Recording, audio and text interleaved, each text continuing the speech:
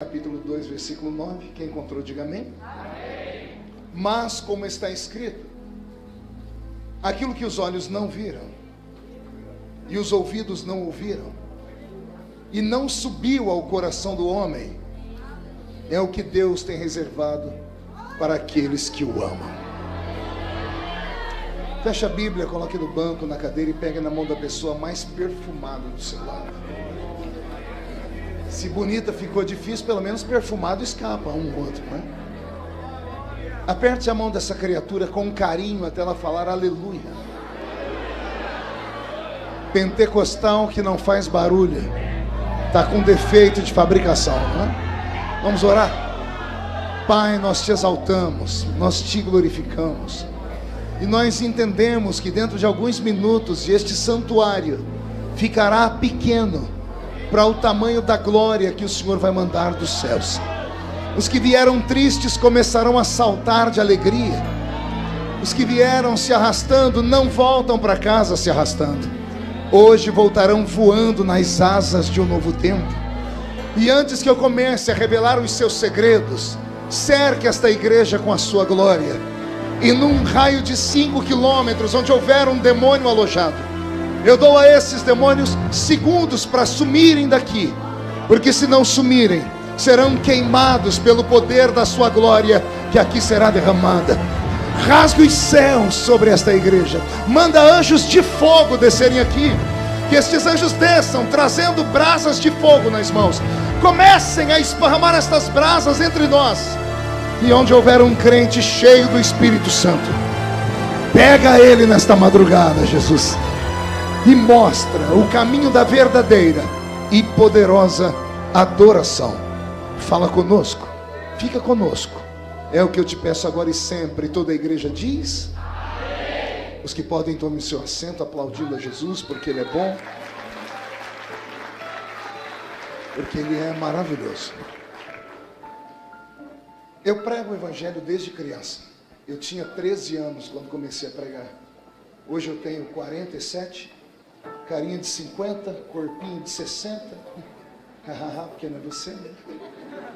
Só Jesus sabe como os dias têm sido pesados, e só eu sei para dormir quantos comprimidos eu tomo.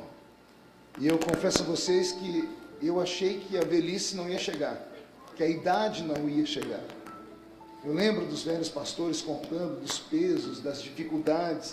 Eu pensava que a idade não chegaria para mim. Eu li um livro há alguns anos atrás. O nome do livro era Pentecostes Sem Limites, escrito pelo pastor, me deu um branco, Robert McAllister, fundador da Igreja de Nova Vida, ou de Vida Nova. Já ouviram falar desse pastor ou não? Ninguém foi no cinema assistir o filme do Bispo Macedo? Alguém foi ver o filme? O pastor do Bispo Macedo era o pastor Robert McAllister. Aquele homem tinha uma graça tão grande que ele pôs a mão sobre a cabeça de 2 homens num culto. Um era Edir Macedo e o outro era R.R. Soares. E olha as 2 igrejas que nasceram ali. O bispo Robert McAllister era filho do primeiro americano branco a receber o batismo com o Espírito Santo, lá no avivamento da Rua Azusa.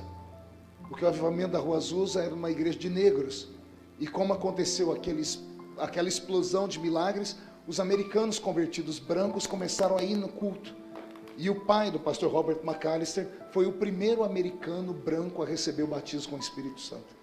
E aí ele se muda para o Brasil e o filho abre um trabalho e começa uma glória.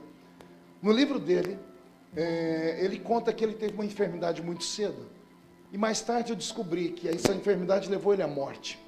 Ele teve um problema no coração e trocou uma ponte de safena. Colocou uma ponte de safena. Quem conhece esse tipo de cirurgia sabe que é uma cirurgia simples. Hoje muita gente faz. E a pessoa tem longevidade. Mas o pastor Robert fez essa cirurgia e precisou fazer a manutenção dela.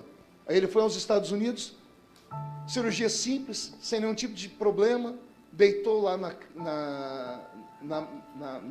na mesa de cirurgia. Quando abriram o peito dele, ele tinha 48 anos de idade, por fora.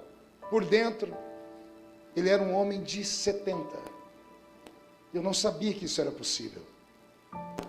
E quando abriram ele teve uma hemorragia interna os médicos não conseguiram detectar e ele morreu na mesa de cirurgia.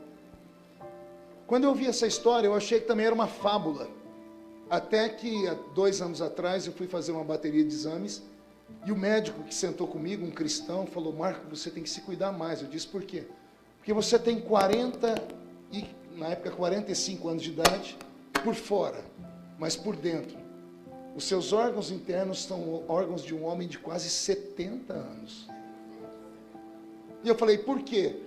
Ele disse: abatimento, crises, traumas, sequelas, noites sem dormir, angústia, mágoa, dores, situações que às vezes a gente não passa para ninguém, porque o pregador, o pastor é aquele que tem que sorrir para todo mundo. E um pregador da forma como Deus me levantou, eu não sei se vocês conseguem ter essa visão, eu não consigo estar em nenhum culto para ouvir, porque em todo culto que eu chego, param quem está aí e me dão o microfone para pregar. Então você só dá. E as pessoas acham que você acaba sendo um super-homem, porque você vence tudo, atravessa vales, mas só Deus sabe o que a gente passa no meio da caminhada. Então eu estou aqui hoje, debaixo da graça, e tenho certeza que muitos de vocês são responsáveis por eu ainda estar vivo, porque tem muita gente que ainda ora, e na oração deve lembrar de uma das mensagens que eu preguei. Em algum momento essa mensagem Deus usou para tocar o seu coração, e naquele dia o Senhor falou com você, então Deus me colocou dentro da sua alma, e eu estou aqui para agradecer vocês, porque não existe grandes homens, nem homens grandes, existem homens que o Senhor Deus levanta, e o sustento vem da igreja de Cristo. Amém, igreja? Quem pode dar um glória a Deus bem alto por esta palavra?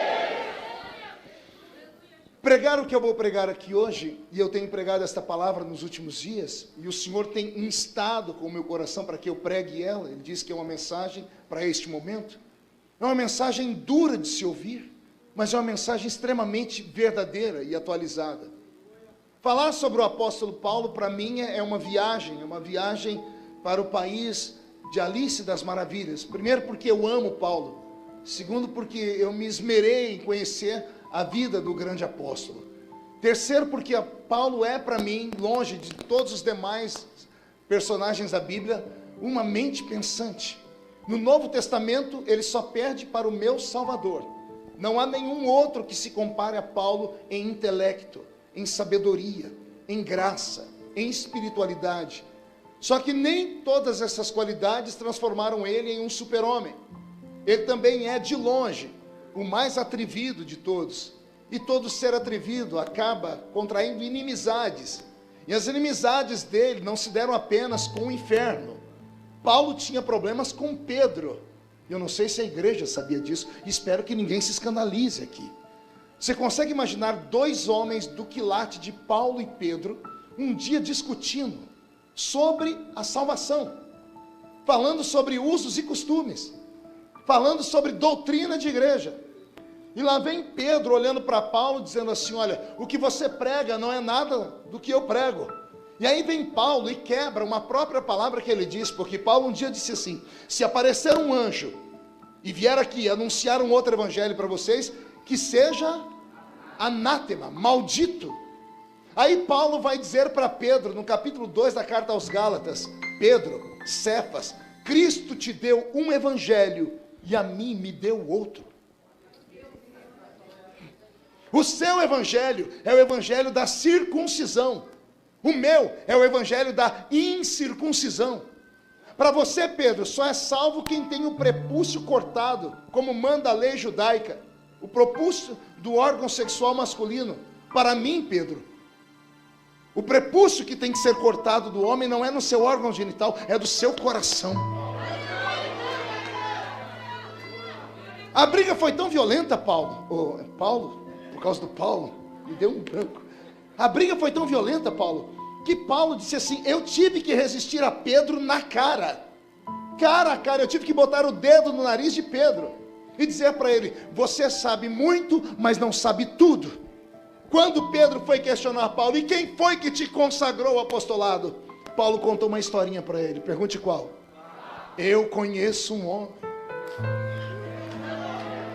que se no corpo não sei, se fora do corpo não sei, foi ao terceiro céu, e lá ouviu coisas inefáveis, que não é lícito a homens como você, Pedro, eu contar. Era Paulo dizendo: quando você, João, tiveram a chance de me evangelizar, de me doutrinar, quando vocês puderam me tornar discípulo de vocês, nenhum de vocês aceitaram. Vocês conhecem essa história da Bíblia, né? Vocês sabem que Paulo é o discípulo que vem na contramão, é o 13º apóstolo, é aquele que Jesus levanta sem conversar com ninguém, é aquele que Jesus levanta a revelia da igreja, porque a igreja já estava fundada, o ministério já funcionava, a igreja já tinha pastores, diáconos, presbíteros e evangelistas, a igreja já havia dado ordem para que fosse cuidado dos órfãos e das viúvas, a igreja só consagrava aqueles que o Espírito Santo mandava, e para ser consagrado tinha que falar com o presidente da igreja de Jerusalém, que era Pedro. Aí vem o Espírito Santo, vai na casa de um profeta. Na casa de quem, igreja? Não foi na casa do pastor presidente, foi na casa de um profeta chamado Ananias, e disse: Ananias, anota o endereço que eu vou te dar, rua chamada direita. Chegando lá você vai encontrar um nanico de 1,5 metro, calvo, caolho e manco de uma perna. Esse é o apóstolo Paulo. Você vai derramar sobre ele o azeite, porque eu estou levantando ele para a minha obra. Ananias, desesperado, pega o chifre de azeite, a pastinha de obreiro e a credencial da convenção, põe a mão na porta, e quando vai sair, comete um ato falho. Pergunte qual? Ele resolve perguntar para Deus o nome do homem que ele vai consagrar. Senhor, qual é o nome do homem que eu vou consagrar? E Deus fala com alegria: Saulo de Tarso. No original, Saul de Tarshite. Quando Deus diz o nome, Ananias tem quase um infarto. Imagina ele abrindo a porta, assim, olhando para fora para ver se ninguém ouviu aquela heresia.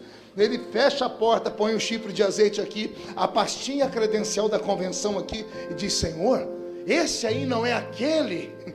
E o Senhor diz: é aquele. Mas não é o assassino, é um assassino. O perseguidor de crentes é ele. Senhor, mas esse homem não presta. Eu imagino Deus se ajeitando no trono, dizendo assim: eu podia ficar quieto, mas eu vou falar para todo mundo saber dessa conversa. O Ananias, quem manda nessa jossa sou eu. Quem levanta homens para o ministério sou eu. E eu vejo que vocês não veem.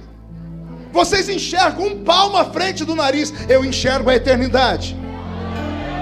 Esse baixinho não presta para você, mas para mim ele é um vaso escolhido. É um vaso escolhido. Acabou a história.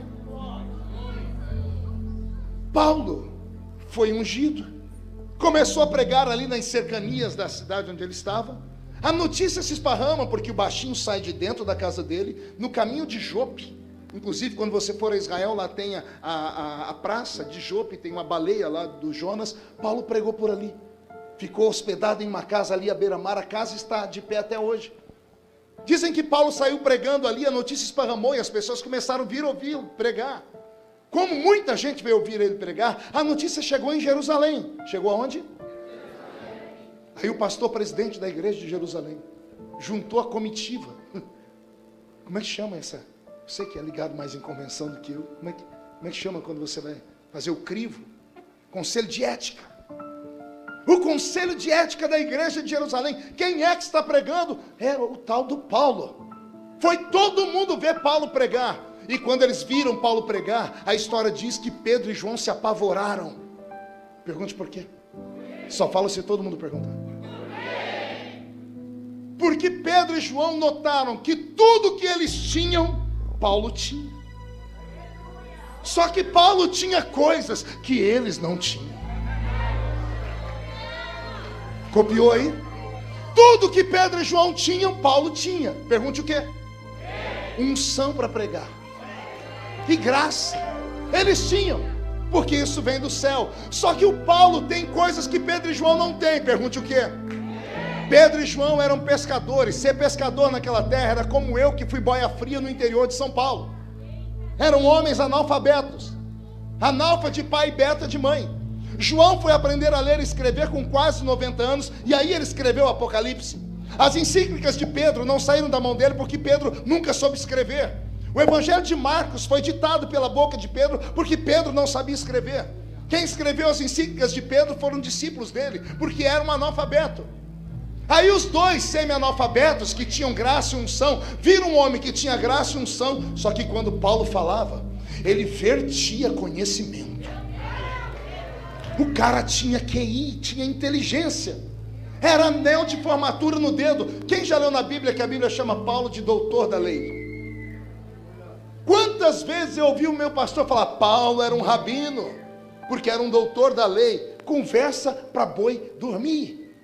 Quando a Bíblia diz que Paulo era doutor da lei, a Bíblia está sendo literária. Ele era doutor em leis, ele era advogado. Paulo era instruído, aprendeu aos pés do doutor Gamaliel na Universidade de Jerusalém. Era um homem que vinha da aristocracia judaica, era um homem rico. Por isso mais tarde ele vai dizer, eu tenho dupla cidadania, a cidadania judaica e a cidadania romana. Jesus resolve trazer para o métier do ministério dele, um homem do avesso, um homem que sabe falar em línguas, e não é língua de anjos. Quando ele diz, eu falo mais línguas do que todos vocês, os crentes espirituais dizem, meu Deus, ele tinha o dom de variedade de línguas. Não, ele era poliglota mesmo, era um homem sábio, instruído. Jesus resolve pegar um cidadão que é preparado nas letras, e derrama sobre ele a unção.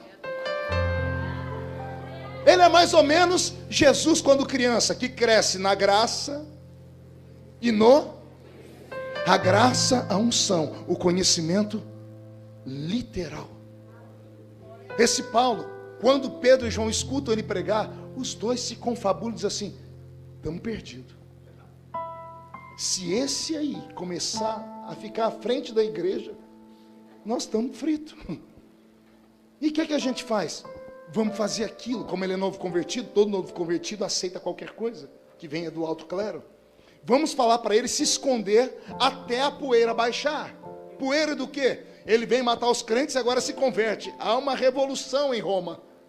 Então ele tem que se esconder. Então Pedro e João chamam Paulo e dizem assim, ó, você vai se esconder por um tempo, e quando a poeira baixar, a gente te busca. Ele, como novo convertido, acredita. E ele volta para a cidade de Tarsis. Só que ele volta para a cidade de Tarsis sem nenhum tipo de ensinamento da fé.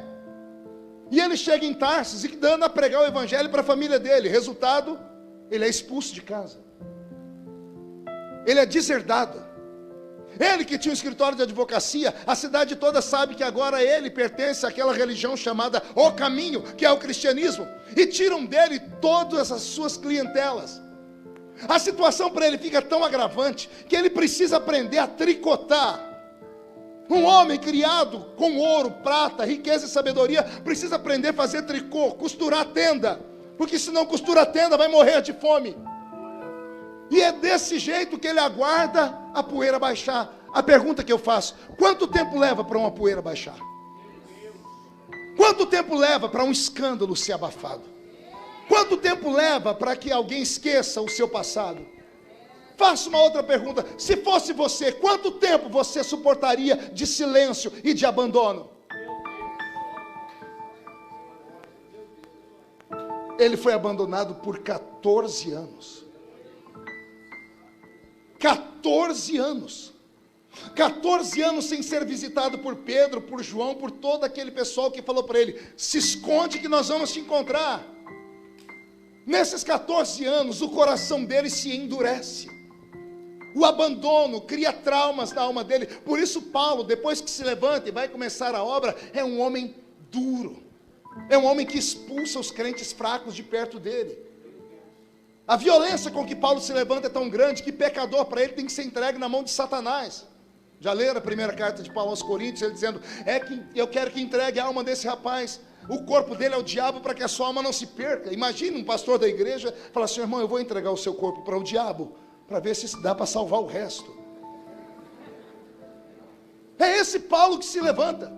É esse Paulo que traz João Marcos para perto dele, um evangelista tremendo, um menino novo. Na primeira vez que jogaram pedra em cima de Paulo, João Marcos caiu na braquiária, como diz lá no interior de São Paulo. Saiu correndo. Aí Paulo chamou ele e disse assim, você é um covarde, não presta para andar comigo, saia de perto de mim. João Marcos não se desvia porque Pedro adota João Marcos, mas não adota porque ama, é só para fazer gracinha para Paulo, porque os dois tinham uma desavença. Mais tarde, quando Paulo vai morrer, ele escreve uma carta a Timóteo e diz: Timóteo, traz a capa que eu deixei em Troas e traz junto João Marcos, porque eu vejo como hoje ele é importante para o reino. No fim da vida ele faz o meia-culpa. Paulo começa a ficar violento, porque ele foi abandonado, ele tem traumas. Paulo não é um anjo, não é um semideus, não é o quarto membro da Trindade, não é um querubim, ele é um ser humano. Por isso ele fica enraivecido, embravecido, e o sistema dele é diferente de todos os demais. 14 anos se passaram. Quantos anos? Um dia está todo mundo orando lá na igreja de Jerusalém, numa vigília, e não é que levanta um profeta, e o profeta grita: apartai para mim Barnabé e Paulo, para a obra que eu os tenho chamado. No começo foi uma alegria, pergunte por quê? Porque Deus falou. Aí vem a confusão, pergunte qual? Barnabé todo mundo conhecia, mas quem é esse Paulo?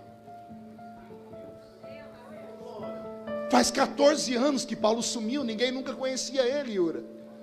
O que aconteceu?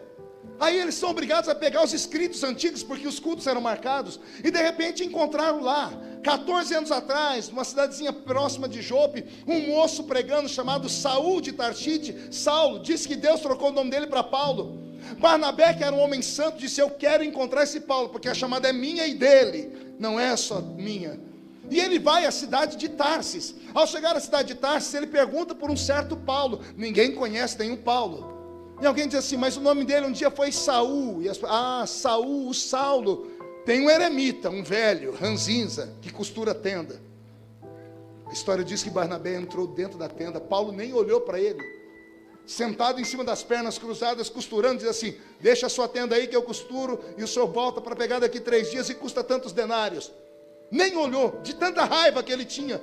Aí ele escuta uma voz dizendo: irmão Paulo, eu estava em uma vigília em Jerusalém, e alguém se lembrou de você. Não foi Pedro, não foi João, não foi a convenção. Quem se lembrou de você foi o Espírito do Senhor Deus.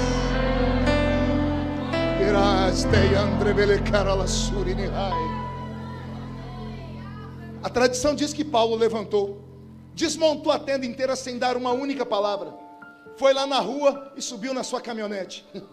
Ele tinha uma caminhonete, ele tinha um camelo, um dromedário, né?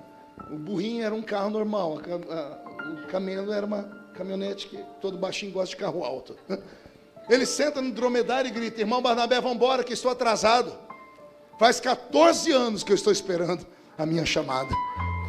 E os dois empreendem uma viagem para a cidade de Antioquia. E lá na cidade de Antioquia começam-se os cultos. E os cultos são interessantes. Pergunte por quê? Barnabé é versado em homilia de culto, porque ele ficou aprendendo com Pedro. Barnabé não tinha muita vocação. A história diz que ele era um crente rico. Como era um crente rico, ele tinha um sonho de ser pastor, mas ninguém queria dar uma igreja para ele, porque ele não tinha vocação. Então Pedro foi cercado pelos obreiros da igreja de Jerusalém e disse: nós não podemos perder o dízimo desse homem. Qualquer semelhança com o presente não é obra do acaso. Então nós não podemos perder o dízimo dele, ele quer ser pastor. E Pedro diz: mas não tem igreja nenhuma para pastorear. E alguém diz: tem uma igreja que mata pastor. Qual é o nome? Antioquia. E por que mata pastor? O povo é pobre, o que arrecada não paga o aluguel. Os crentes sofrem preconceito porque a cor da pele deles está acima do caucasiano. Barnabé não quer ser pastor, ele não precisa de salário, então a gente manda ele para lá e une o útil ao agradável. É por isso que Barnabé vai para Antioquia e leva junto Paulo. Então Barnabé está no culto, ele diz: estou aqui empossado pela igreja de Jerusalém, e os nossos cultos vão começar assim, vamos lá, 3 hinos da harpa, vamos cantar, fazer oração, leitura do texto, e na hora de pregar, quem vai pregar é o irmão Paulo, porque Barnabé não sabia pregar. Então o culto tinha os desenhos de Jerusalém E na hora da pregação, é Paulo que vai pregar. Pense num homem que ficou 14 anos esperando uma chance para pregar. Imagina o primeiro culto, como é que foi. Ele pregou uma mensagem daquela que arranca tatu da toca e sabiá do toco. A gente chamava em teologia de mensagem escalafobética. Ele prega algo extraordinário. Ele levanta aquela igreja gigante, com meia dúzia de crentes. Os crentes saem do culto dizendo: Deus voltou para a igreja. A notícia se esparrama. Segundo o culto, a igreja começa a encher. Barnabé dirigindo o culto, os 3 hinos da harpa, tudo direitinho, porque ele aprendeu a homilia. E na hora de pregar, Paulo. Se você tem coragem de ficar numa madrugada, ouvir um pregador como eu, rouco, parecendo uma taquara rachada, imagina o que você faria para ouvir Paulo. A tradição, pastor Nicodemos, diz que a igreja em menos de um mês atravancou de gente que não tinha mais onde colocar, porque os cultos eram violentos. E de repente um dia Paulo resolveu orar para o Espírito Santo cair lá na pequena igreja de Antioquia. E o que aconteceu? Um Pentecoste. A notícia esparramou: Jesus está batizando com o Espírito Santo em Antioquia. Os crentes começaram a vir das províncias. No segundo culto, no quarto, quinto culto, Paulo está pregando, um irmão levanta em línguas, ele para a pregação e diz: ei, o que é que o senhor acabou de falar? Vamos dizer: eu não sei, falei na língua dos anjos. Paulo se ajeita e diz: eu sei o que você falou. Barnabé, sentado atrás, desespera, diz assim: calma aí, como é que é, irmão Paulo? Deus me deu a interpretação, mas isso não tem em Jerusalém. Aí Paulo diz: mas tem em Antioquia. A tradição diz que Barnabé questionou, diz: mas como? Ele diz: o que eu recebi do Senhor é o que eu ensino para a igreja. E ele interpretou as línguas. Quando a notícia esparrama que tem um que fala em línguas e tem um que interpreta, a igreja começa a faltar espaço. É mais de uma reunião por dia, porque tudo que uma igreja precisa viver é um tempo de avivamento. Eu não sei vocês, mas eu estou cansado de entrar em reuniões que parecem mais aulas de motivação. Eu sei que vivemos um tempo novo em que os pastores têm vergonha de serem chamados de pastores, querem ser chamados de coaches. Eu sei que é uma nova era, uma nova esfera de pessoas que querem trazer para dentro do púlpito palavras de motivação, palavras de autoajuda. A minha geração é um pouquinho mais antiga, a nossa geração, né, Paulo? Nós nunca saímos de casa para ir no culto buscar autoajuda. A gente entrava no culto para buscar ajuda do alto. Era uma ajuda do alto. Era isso que nós íamos buscar. A notícia esparramou e a igreja entupiu de gente. Foram passando os cultos. Um dia Paulo estava inspirado e disse: eu vou orar para Jesus curar os enfermos. Barnabé regalou o olho. Como é que você vai orar, Paulo? Eu vou impor as mãos. E os enfermos vieram para frente, Paulo colocou as mãos e Jesus curou. Aí Barnabé anotou: isso tem em Jerusalém. Porque Jesus disse: porão as mãos sobre os enfermos e os curarão. No próximo culto a notícia esparramou dos doentes. Veio doente de tudo quanto é lugar. Era tanto doente que Paulo não deu conta de orar sozinho. Como ele não deu conta de orar sozinho, porque era muita gente, ele está pregando, ele começou a curar 1, 2, 3, 4. Ele viu que o culto não ia acabar nunca. Ele tirou um lenço do corpo dele.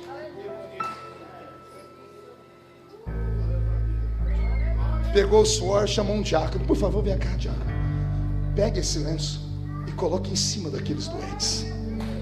E a Bíblia diz que onde o lenço de Paulo pegava, as pessoas eram curadas, os demônios eram expulsos, as enfermidades resistiam. Barnabé ficou apavorado. Pergunte por quê?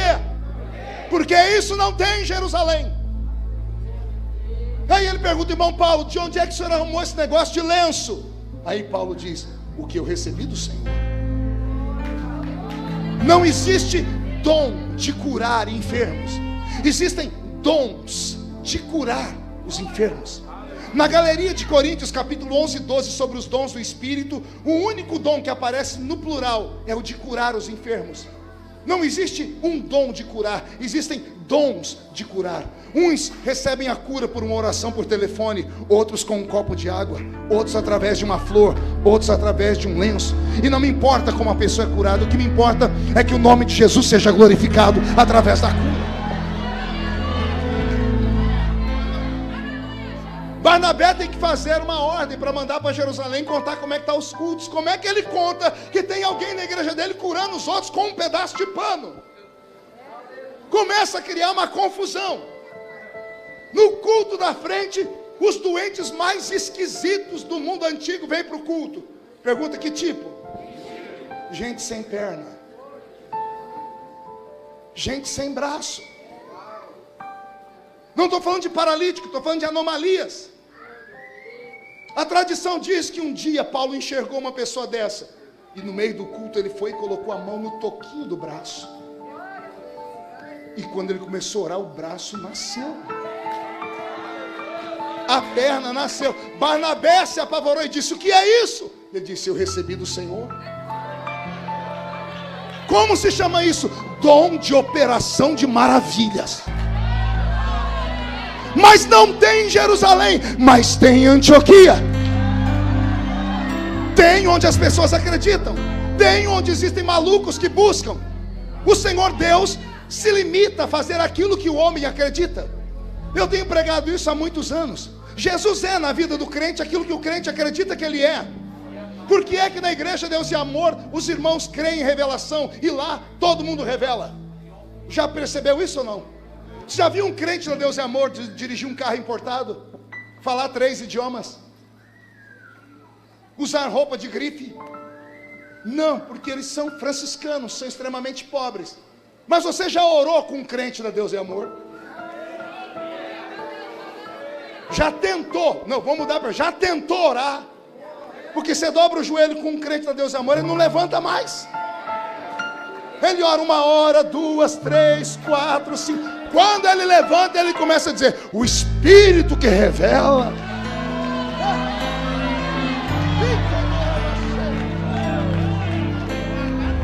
E aqui a Todorolava Serra, aqui a Patode. Por que lá Jesus revela? Porque o culto começa assim: o Espírito que revela está aqui. Deus é na vida da igreja aquilo que a igreja acredita que Ele é. Assembleiano, quem conhece um assembleiano aí? Quem conhece um assembleiano batizado com o Espírito Santo? Por quê? Se converteu, senta um maluco do seu lado e diz assim: busca as línguas. Que língua? Eu sentei no culto a primeira vez, um rapaz do meu lado ficou falando um negócio lá. O culto inteiro eu cheguei nele no fim do culto, falei: ô Márcio, era Márcio Sestário, meu amigo, a sua mãe tem uma floricultura? Ela disse: não, porque você passou a reunião inteira falando samambaia, samambaia. Que samambaia é essa? Ele abriu aquele sorriso desdentado, ele só tinha 2 dentes na boca. O zagueiro e o atacante falou assim: eu falo na língua dos anjos. Eu falei: você fala no quê? Na língua dos anjos. Você quer ouvir? Eu falei: quero. E ele começou: samambaia, samambaia, samambaia. E eu falei: o que é isso? Ele falou: eu falo direto com Deus. Não precisa de secretária, não precisa de sacerdote. Eu falo aqui, Deus me escuta lá, e de lá Ele responde para cá. E ele olhou para mim e disse: e se você quiser, Ele te dá também. E eu falei: como é que eu faço? Ele disse: jejua, ora e sobe o monte. Sobe o monte, ora e jejua. E eu comecei a jejuar, subir o monte e orar. Em 1 mês eu estava falando a língua dos anjos também. Por quê? Porque nós acreditamos nisso. Aprenda isso nessa madrugada. Deus é na sua vida aquilo que você acredita que Ele é. Em Jerusalém não tinha, porque os crentes de Jerusalém estavam dentro de um sistema engessados. Para eles o evangelho tinha que ser quadradinho, tinha que ser exatamente daquele jeito. Aí aparece no meio do evangelho um louco. E Deus ama loucos. Eu vou falar de novo: Deus é apaixonado por gente biruta. Deus ama louquinhos, esquizofrênicos, gente que falta um parafuso na cabeça. Eu sei que essa linguagem não é para os altos, não é para aqueles que têm o seu anel de formatura formado na Universidade de Harvard. Isso aqui é só para gente que acredita em coisas malucas. Deus deu para Paulo que não deu para Pedro. E detalhe: Pedro é um analfabeto, Paulo é estudado. Isso prova que é mentira essa história que Deus não se revela para quem é intelectual. Dizem que Deus só se revela para quem é pobre, lá para o pessoal da periferia. Não, Deus se revela para aquele que tem o coração aberto. Não interessa o sexo, a cor da pele, nem o nível social. Buscou, encontra. Bateu, a porta abre. Pede, que recebe. Recebe.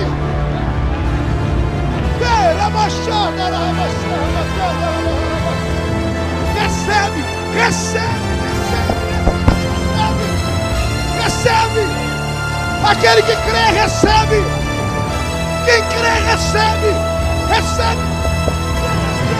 Quem crê, recebe. Quem crê, recebe. Quem crê, recebe.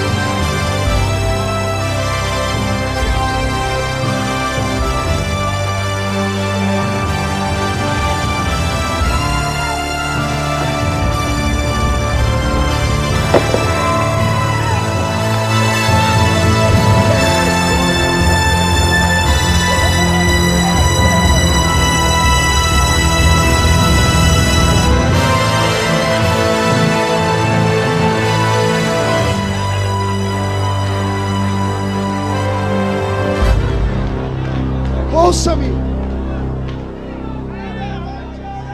Essas coisas malucas,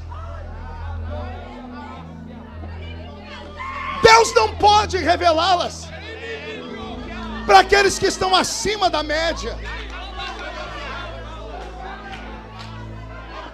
Essas coisas de doido, Deus só revela para aqueles que não se envergonham de ser doidos. Sente um minutinho.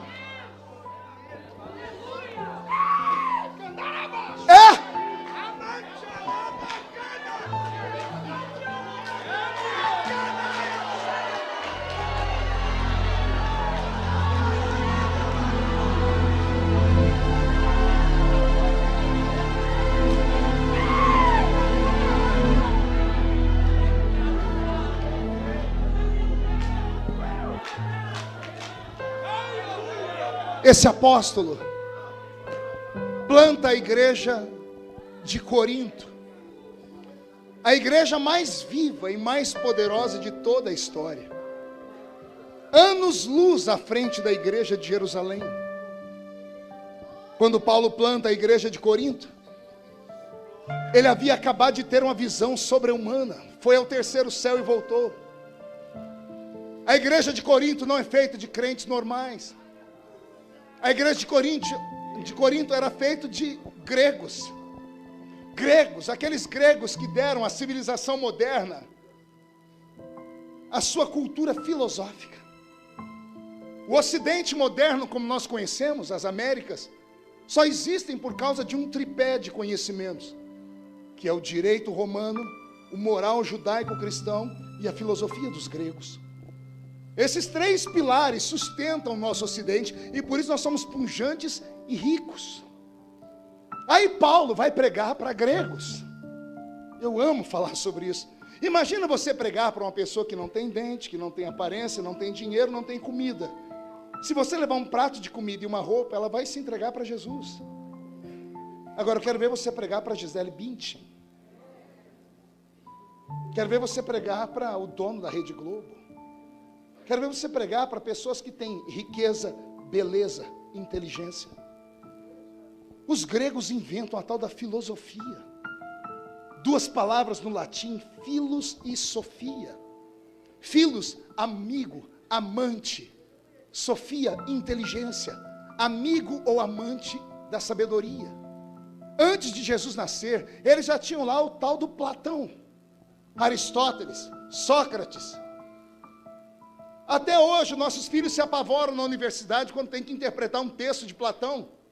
Minha filha me mandou um dia desse um texto. Pai, me ajuda a interpretar aí que vale ponto. Ela estuda aqui no Mackenzie. Eu peguei o texto, eu amo interpretar texto, sempre gostei de ler. No terceiro parágrafo eu disse, meu Deus, eu estou lendo em português, mas eu estou entendendo em russo. Eu fui para o final para ver quem escreveu. Estava lá, Platão. Falei, tinha que ser esse infeliz. Tem 3.000 anos que ele existiu nesse mundo e até hoje ninguém entende o que ele falou. Ele inventou a dialética. Ele inventa a arte da interpretação de textos. Ele inventa a crítica pela crítica, que mais tarde Schopenhauer vai transformar em doutrina política. São eles, são os gregos, esse povo inteligente.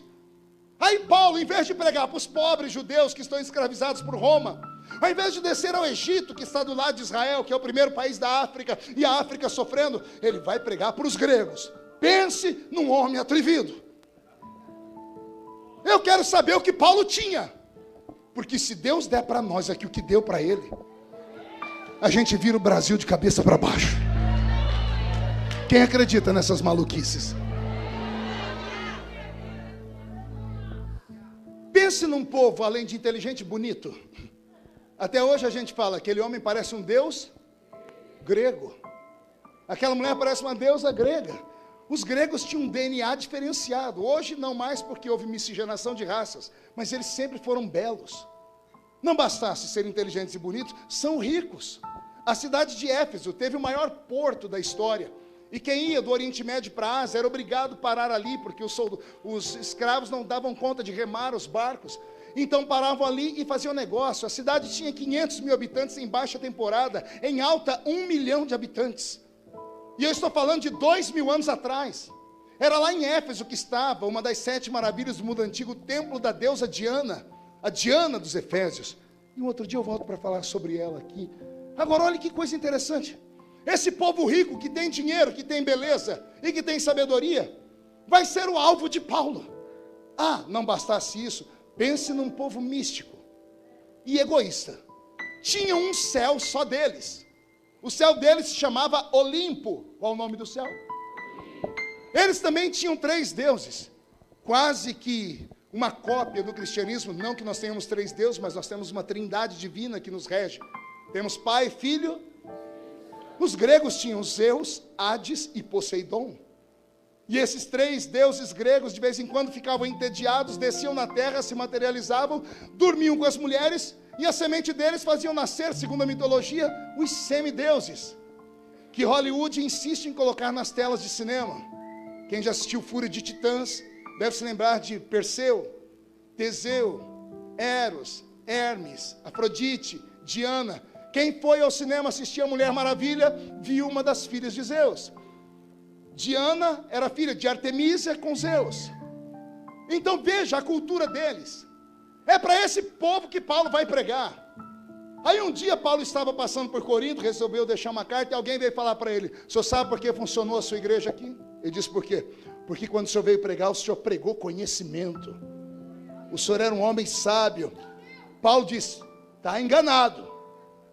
Quando eu fui ter convosco, nada do que eu vos falei foi em sublimidade de palavras de sabedoria humana. Mas quando eu fui pregar para vocês, eu levei revelação, eu levei sabedoria, eu levei interpretação que vinha direto do céu. Começou a entender? Paulo não ganhou os gregos pregando para eles filosofia. Paulo mostrou para eles que Zeus era uma mitologia. Mostrou para eles que a riqueza não leva ninguém a lugar nenhum, e que não adianta a pessoa ser bonita, porque tudo na vida acaba. A saúde acaba, a beleza acaba, o dinheiro acaba. Mas o velho e bom crente, não importa a sua posição social, desceu a rampa fria, crente não chora em cima do caixão, só diz: até breve. Já já a gente se encontra. Por quê? Porque existem riquezas que o dinheiro não pode comprar, e há coisas mais belas do que o seu rosto, senhorita. E Paulo foi levar para eles isso, o poder sobre-humano. Paulo era um homem que caminhava entre 2 mundos, caminhante de 2 mundos. Há um tema para você pregar aí. Com um pé ele pisava na terra, com o outro pé ele pisava nas regiões celestiais. Quando era para discutir filosofia, ele recitava o poema dos estoicos. Ele falava sobre a filosofia dos epicureus. Você vai encontrar isso em Atos dos Apóstolos. Mas quando ele encontrava um crente de oração, ele dizia: existem coisas além dos olhos.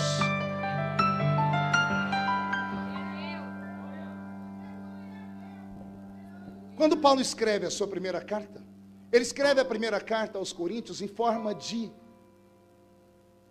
lembrança, memória.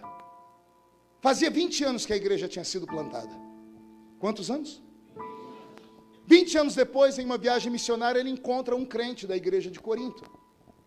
A tradição diz que o crente da igreja de Corinto se apresenta, Paulo fica feliz e faz a pergunta que qualquer pastor que passou por uma igreja faria: como está a igreja lá? E o rapaz respondeu como qualquer crente leviano responderia: está tudo bem.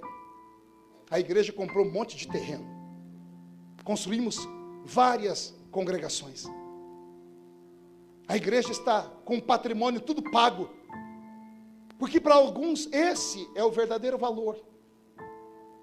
A tradução diz que Paulo olha para o rapaz e diz: você não entendeu. Eu perguntei como é que está a igreja de Corinto. O rapaz tenta refazer a mente e diz assim: agora eu entendi. A igreja de Corinto está trabalhando com área social agora. Cuidamos de crianças, de velhos, de mulheres, temos asilos, montamos um núcleo, tipo uma UPA, estamos cuidando dos doentes. A igreja está cuidando dos órfãos e das viúvas. E Paulo diz: você ainda não entendeu o que eu perguntei. Eu perguntei como está a igreja de Corinto. Será que você compreende? Você tem noção que nesta noite nós temos duas igrejas aqui? E não são aquelas que os nossos velhos pais pregavam para nós, a igreja militante e a igreja triunfante. Lembrei da pregação do pastor Napoleão Falcão. São duas igrejas que nos assistem. A igreja que milita e a igreja que triunfará. Uma será arrancada da outra. É belo, mas não é isso que eu estou falando. São duas igrejas aqui. A igreja organismo e a igreja organização. A pergunta que fica é: qual é a que tem mais valor? O que é a igreja organização, pastor? É aquela placa bonita que está ali na porta, Assembleia de Deus do Ferreira. Lá na minha, em Orlândia, Assembleia de Deus, Catedral do Avivamento. Algumas é Universal do Reino de Deus, Mundial, outras é a Igreja da Graça, outras é a Igreja Jesus foi ali e já volta. Essa é a igreja organização.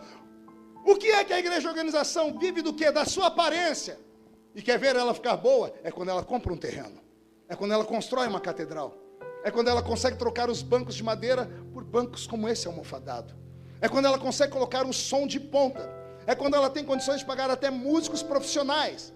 É quando ela tem CNPJ, que dá a ela direitos e deveres para com o Estado. A igreja organização tem que ser protegida a qualquer custo. Eu me lembro que alguns anos atrás apareceu no jornal um moço que foi preso, crente, saiu de um culto, entrou num velório e foi ressuscitar o morto. Aí prenderam ele, perguntaram: por que você não ressuscitou? Ele falou: não deu tempo. Só deu tempo de tirar o algodão do nariz. Agarraram e enjaularam ele. E perguntaram: você é de qual igreja? E ele contou. Aí a imprensa foi para cima do pastor. Os diáconos blindaram. Chegaram: pastor, a imprensa está aí por causa daquele caso. Eu sei porque eu conheço. O pastor naquele dia ligou para um psiquiatra e disse: eu preciso que você arrume um atestado de loucura agora. Por quê? Porque tem um membro meu preso, ele foi lá num velório, ele queria ressuscitar o morto, e ele está preso. Para a igreja não ficar ruim, você tem que arrumar um atestado. Arrumaram um atestado de loucura para o rapaz. E eu vi esse pastor comentar com um amigo: rapaz, foi assim que eu me safei, senão eu estava lascado.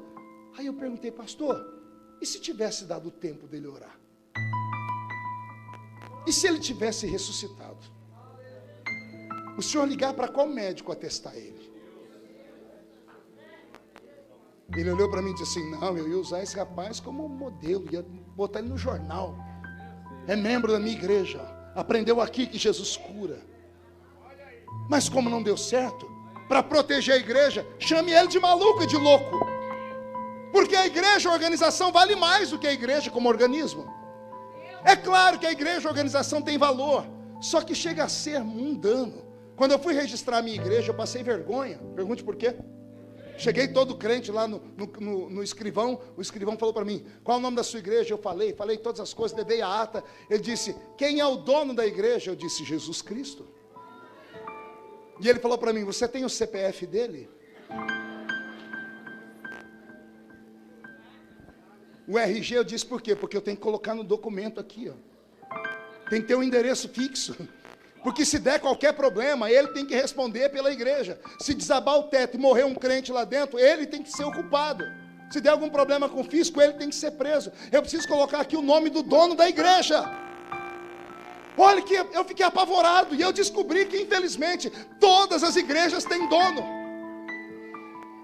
Não é esta igreja que Jesus vem buscar. Porque esta igreja depende da terra. Tudo que ela faz tem a ver com terra. Tudo que ela faz tem a ver com horizontal. A igreja, a organização, é apenas um marco para a sociedade ver. A verdadeira igreja tem um nome simples: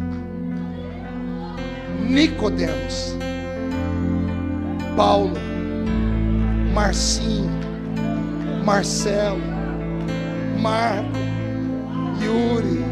Esta é a verdadeira igreja. Só que essa tem um problema, pergunte qual? A maioria dos nossos crentes dessa linda igreja não tem dinheiro. Como não tem dinheiro, são ignorados. Porque se fossem crentes como Barnabé, seriam elevados à estatura de pastores e obreiros. Mas como são seres, almas penadas, que mal têm condição de se sustentar, são ignorados.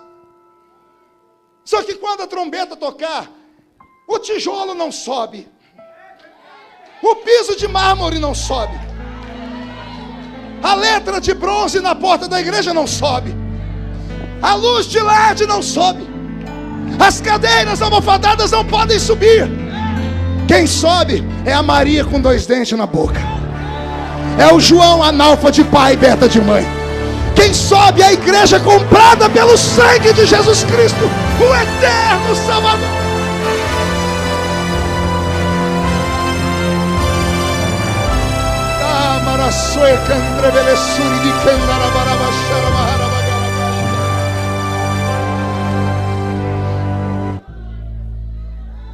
Quando Paulo resolve insistir, diz ao rapaz: como é que está a igreja de Corinto? O rapaz disse: agora eu entendi, Paulo. A igreja está diferente. Por quê? Não tem mais aquela barulheira no culto. Não tem interpretação, não tem línguas. Acabou tudo. Mas acabou por quê? Não, porque agora nós não somos como os nossos pais. Nossos pais eram da roça. Nossos pais eram aqueles crentes simplórios. A nossa geração é estudada. A nossa geração é descolada. A nossa geração interpretou o texto de outra forma. Não é preciso tudo isso. A nossa geração é uma geração relativizada. Calma, tudo depende do ponto de vista. Não, aquele irmão pecou, tá, mas vamos ver o porquê ele pecou. Ele pecou porque a esposa dele fez isso com ele. Então, é relativismo. Como tudo é relativo, a igreja ficou mundana. Ela não ficou moderna, ela ficou mundana. Ela não ficou uma igreja para frente só, ela deixou Jesus para trás. E a essência do nosso culto é o Espírito. A essência da nossa geração, a minha, do Paulo André, do Marcinho, do pastor Nicodemos, nós crescemos na mesma fase. Nós vimos de tudo. Participamos de tudo. E sumiu tudo. Nossa geração só tinha 3 lugares para ir: igreja, trabalho e casa. Aí os nossos pais oraram, nós oramos, e Deus melhorou um pouquinho. Aí nossos filhos encontraram um 4º lugar para ir: a escola. E quando chegaram na escola, se perderam. Porque para ser amiguinho do amiguinho descolado, para ser parte daquele grupinho inteligente, tem que se vestir como eles, tem que falar como eles, tem que parecer como eles. O pai e a mãe não estão vendo, então meu pai e minha mãe são da idade da pedra, eu posso fazer o que eu quiser. Tem moças da igreja que carregam 2 roupas, uma dentro da sacola de ir para a escola. Sai de casa como a mãe quer, no meio do caminho trocam para ir para a escola do jeito que os amigos querem. Perdemos os valores. A minha geração sabia o que queria, porque a gente só ia para a igreja. A gente crescia vendo pregador. Nossa alegria era ir para casa de alguém, pegar uma fita cassete e colocava lá para escutar. O dia que eu escutei aquele japonês pregar a primeira vez, meu Deus, eu imitava a língua estranha dele, pastor Hidecaso Takayama. Eu imitava a língua estranha dele. Conta para ninguém. Meu Deus, quando eu vi Gilmar Santos pregar, é hoje, Jesus. Cheguei no culto de mocidade de hoje, vocês vão ver o que é um pregador. Eu botei a mão no púlpito e disse: meu Deus, meu Jesus querido,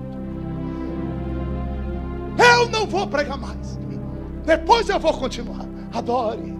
E eu fazia tudo aquilo, não acontecia nada. falei: Jesus, por que ele faz e acontece, e quando eu faço não acontece? O Senhor disse: porque eu não preciso que você seja um eco de ninguém. Você pode ser uma voz. Pega isso, você pode ser uma voz. Mas nós tínhamos desejo, porque as nossas referências eram essas. Hoje a sua referência é a Kéfera, Felipe Neto, Ronaldo Gaúcho. A sua referência é a Débora Seco. Acabou tudo. Me diz, qual foi a última vez que você ouviu alguém interpretar línguas? Talvez aqui seja diferente. Lá para o interior, acabou. Me conte qual foi a última vez que você ouviu um irmão ou uma irmã contar um testemunho que foi arrebatado em espírito no culto e caminhou com o Senhor no céu e no inferno e voltou para contar. Me diga, foi a última vez que você ouviu uma profecia, não profetada, profecia, daquela que quando o profeta fala, vai subir no arrepio do calcanhar até a nuca. Você tem medo de olhar para cima, porque você sabe que se olhar para cima, você vai ver a face de Deus te olhando. Perdemos tudo isso. Congregamos em templos de Salomão, mas eu tenho saudade do cenáculo. Temos ouro e prata. Acabou, levanta e anda. É a igreja de Corinto que perdeu tudo. Paulo podia ter abandonado, podia ter dito: acabou, então acabou. Fiz minha parte, lavei minhas mãos. Mas não. Ele pega uma nanquim, pena e papiro e escreve uma carta para a igreja de Corinto. E ele começa dizendo assim: eu sei que as coisas estão ruins, mas ainda tem um remanescente aí. E para este remanescente, assim diz o Senhor, aquilo que os olhos não viram, aquilo que os ouvidos não ouviram, aquilo que não subiu ao coração do homem, é o que Deus tem reservado para esta vigília, nesta madrugada. Jesus te trouxe nesta madrugada aqui para te dar um chacoalhão. E por falar em chacoalhão, levante a mão direita para o céu. Coloque a mão no ombro de quem está do seu lado e agarra essa criatura, por favor. Quem sabe ela acorda. Chacoalha ela até ela ficar irritada. Irrita, com vontade. Com vontade. Eu vou aqui com o pastor presidente. Irrita ele. E diga: Deus te trouxe aqui para isso.